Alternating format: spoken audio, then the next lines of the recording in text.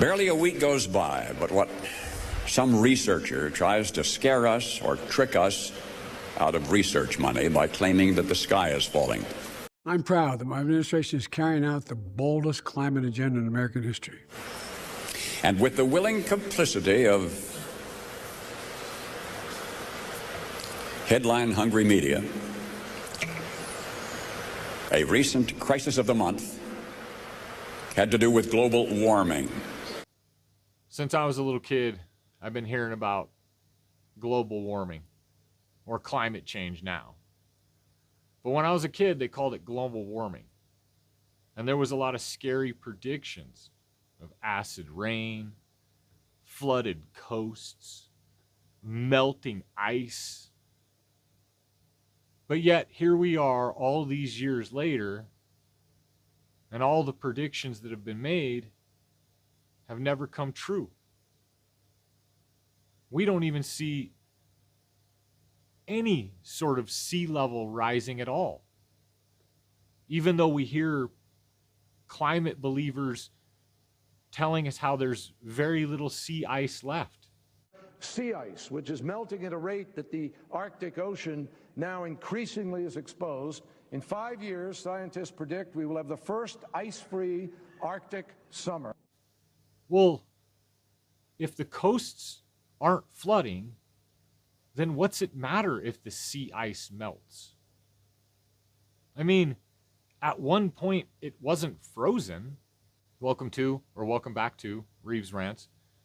Thanks for joining me. Today we're going to take a look at the climate change agenda. You know, recently there was an interview with Jordan Peterson and Destiny. We're going to take a look at that. So let's roll into it. One of the things I've seen, you tell me what you think about this, something that I've seen that actually shocks me, that I was interested in watching over the last 5 or 6 years. I wondered what would happen when the left, the progressives, ran into a conundrum. And the conundrum is quite straightforward. If you pursue carbon pricing and you make energy more expensive, then you hurt the poor. And I don't think you just hurt them. In fact, I know you just don't hurt them. I heard a man 2 days ago who's fed 350 million people in the course of his life, heading the UN's largest relief agency, make the claim quite straightforwardly that misappropriation on the part of interventionist governments increased the rate of absolute privation dramatically in the world over the last 4 or 5 years. And that has happened not least because of carbon pricing. Not just carbon pricing, but the insistence that carbon per se is an externality that we should control. Now, Germany's paid a radical price for that, for example. So their power is now about 5 times as expensive as it could be. And they pollute more per unit of power than they did 10 years ago before they introduced these policies that were hypothetically there to account for externality. Now, Germany's paid a radical price for that, for example. So their power is now about 5 times as expensive as it could be. And they pollute more per unit of power than they did 10 years ago before they introduced these policies that were hypothetically there to account for externality. And the externality was carbon dioxide. I don't think that's a computable externality. And I don't think there's any evidence whatsoever that it's actually an externality that we should be warping the economic system to ameliorate if the cost of that, and it will be an increase in absolute privation among the world's poor.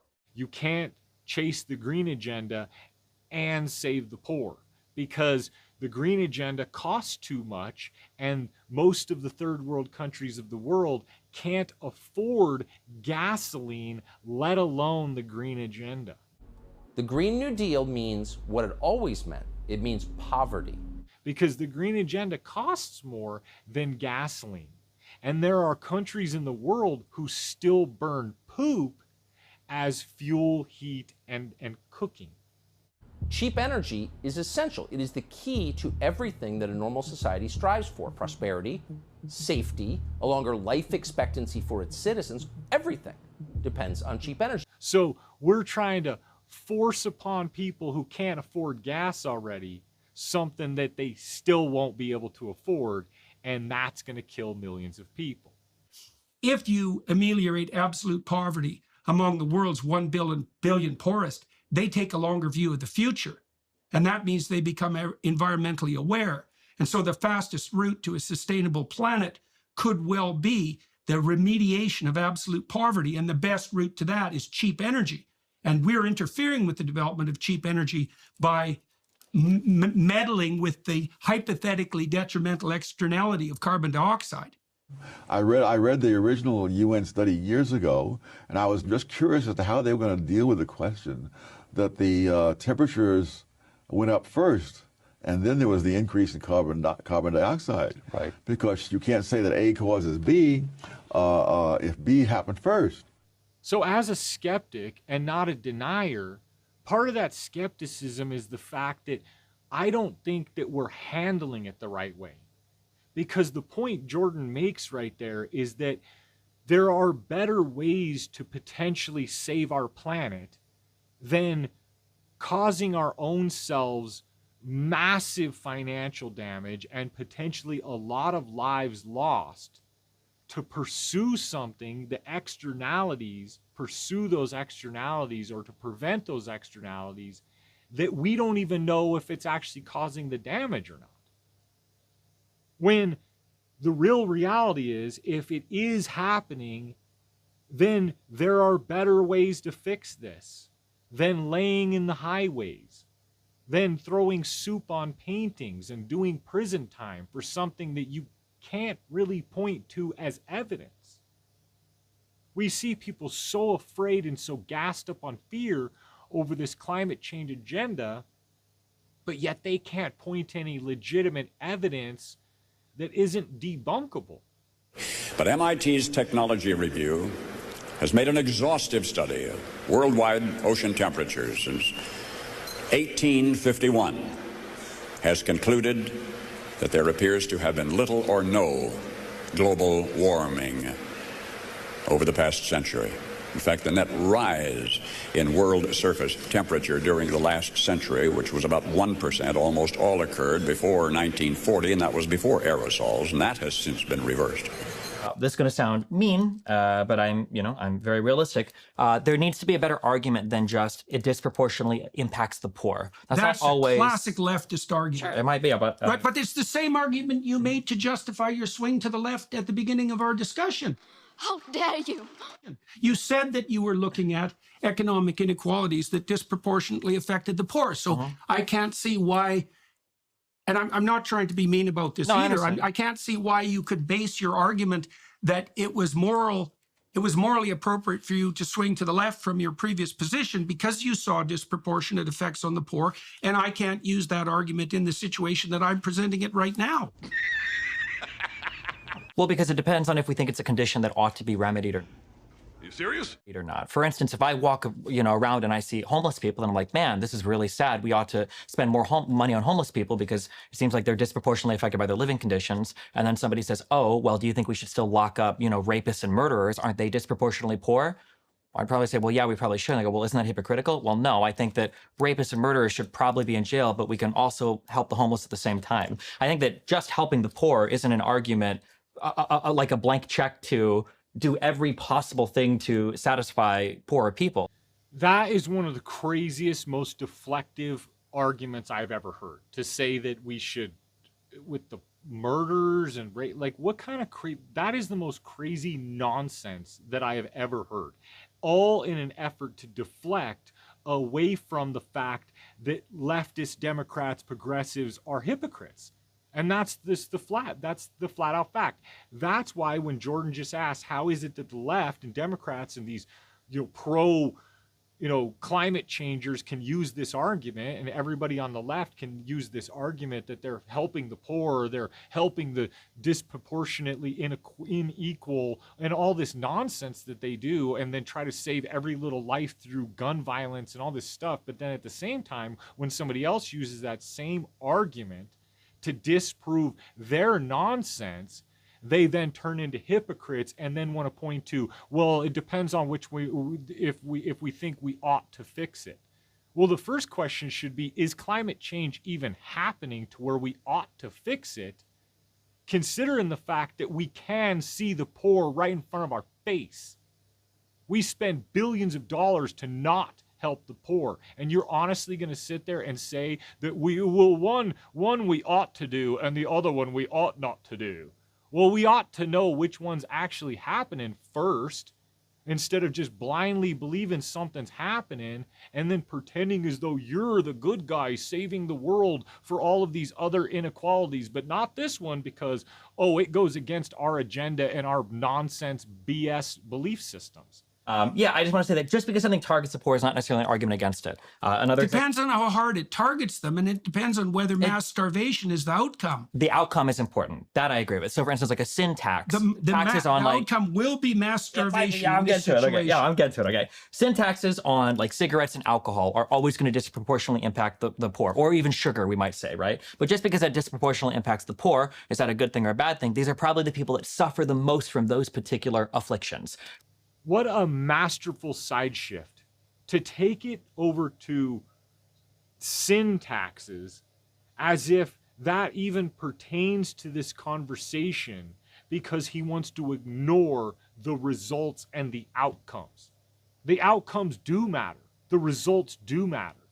And the money we're blowing chasing some green agenda that we can't even actually prove 100% is happening, but yet we can both agree upon that there are poor people that we could spend that money on instead and potentially bring them out of poverty, and then that would bring us to a greener future faster, doesn't make sense to you. And you don't want to actually look at the results of the fact that you're so focused and fearful and blindly following some green agenda that you can't prove is happening, that you're willing to sacrifice these people's lives to pay for it. And then you want to sit there and talk about sin taxes because you just want to side shift the conversation. What I see happening is two things. We have climate models that purport to explain what's going to happen over a century on the climate side, but we have economic models layered right on top of those that claim that there's going to be various forms of disaster for human beings economically as a consequence of that climate change. And so that's like two towers of Babel stacked on top of one another. And so, because if people were just saying, oh, the climate's going to change, there'd be no moral impetus in that. It's the climate's going to change and that's going to be disastrous for the biosphere and for humanity. But that's an economic argument as well as a climate-based argument. Well, the argument would be that whatever pain and suffering poor people might endure right now because of a move towards green energy, that pain and suffering is going to be short-term and far less than the long-term pain and suffering. Right, but that's dependent on the integrity of the economic models and the climate models as well, right? Right. So if we're to say that economically we can predict what's going to happen in the future and that that's worth it for us, we should be able to prove that through evidence again. But the evidence proves that that's not the case. My problem with that is that when evidence produces itself that disproves someone like Destiny's belief system, will he change his belief system and shut up, or will he continue to believe stupid things that are debunked and disproven? And not just him, but everybody who believes this green agenda crap. When you hear the evidence that debunks your belief system, do you just go on believing in what you now know is factually disproven just because your feelings are involved?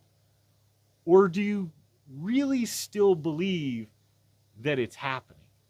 Like, there's nobody in 1890 who could have predicted what was going to happen in 1990 economically. Not a bit. Not a bit. And if we think we can predict like 50 years out now with the current rate of technology and calculate the potential impact of climate change on economic flourishing for human beings, we're deluded. No one can do that. And then, it's worse. So imagine that as you do that and you project outward, your margin of error increases. That's absolutely, definitely the case. And at some point, certainly on the climate side, the margin of error gets rapidly to the point where it subsumes any estimate of the degree to which the climate is going to transform. And that happens even more rapidly on the economic side. Potentially, And so, but right now, I think right now, this is a disagreement on the fact of the matter, though, not the philosophy of what we're talking about in terms of controlling externalities. If we think, I'm curious, let's say that we think we can accurately predict the climate and the economic impact, and we think that the climate impact would be far worse if we don't account for that, both in terms of human I conditions don't believe any of those presumptions. I Sure, think but they're then both if you faulty. don't, but I mean, like, obviously, if I agreed with that factual analysis, I would probably agree with you on the prescription here too, right? Well, and that's the reality, is that you actually should, because the climate models do not support your belief system. The economic models can't possibly support your belief system because we couldn't predict the last 5 years. We can't predict 10 years from now. And if you could, then you'd be a gazillionaire. Like, everything that you believe in is debunked by legitimate facts if you just open your eyeballs and look around. And so, yes, it is based upon whether you believe it's happening or not believe it, or believe it's not happening. And that should be based upon evidence and not upon belief systems in some economic models that are debunked, and climate models that are debunked by themselves, and just the basic facts that exist that nothing has ever happened. Nothing that has ever been predicted to happen has happened. And here we are still chasing this thing. We still have people who ignore just that simple evidence. The claims that have been made versus the things that have actually happened. And if anybody out there is sitting there thinking to themselves that we're going to somehow prove that we stopped climate change by never having another storm again, or never having another natural disaster, a flood, a hurricane, a tornado, or any of these things, then you're completely delusional about what the expectations of the outcomes are going to be. And I worry that that's the biggest problem here, is that so many people who buy into this crap don't really have any view of what a future looks like where they actually stopped climate change, and where the evidence actually proves that they stopped it, or it wasn't happening, or that we accomplished the goals that they've set forth. But instead, they're just chasing this thing that they don't know if it's happening.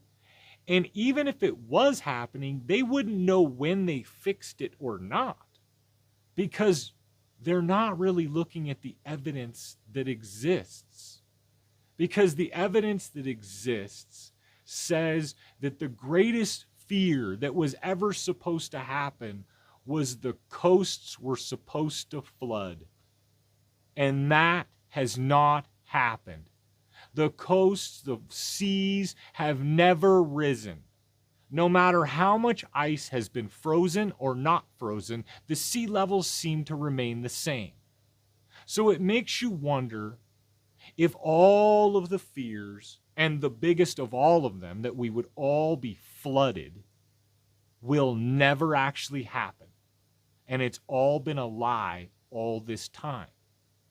And if you just stop blindly thinking that one day it'll just never snow, or it'll never rain, or it'll never be windy again, or there'll never be a hurricane, or we'll never have weather, and that'll somehow prove that we don't have climate change again, then you're a complete idiot. And your viewpoint on reality is completely whacked out. And you probably shouldn't be someone who's involved in these real life adult conversations.